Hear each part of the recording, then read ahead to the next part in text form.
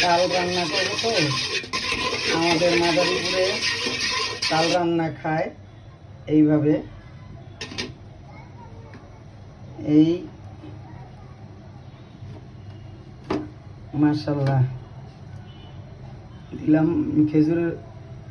খেজুরের গুড়, এই দিলাম নারকেল, এই যে নারকেল,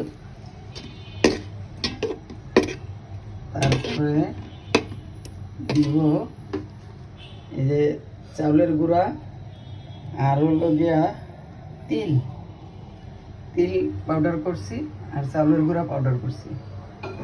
এইটা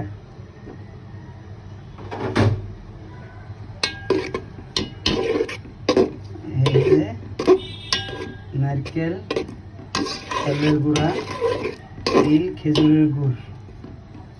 এখন দিয়ে দিব হলো গিয়া তালের সাথে দুধ মিলাই দিছি। বিসমিল্লাহ। এই যে তাল আর দুধ, তাল আর দুধ, এই যে তাল আর দুধ। এখন এটা খুব স্বাদ, এই যে তাল আর দুধ, এটার মতো খাবার হয় না, অনেক স্বাদ, যা বুঝাইতে পারবো না ভাষায়।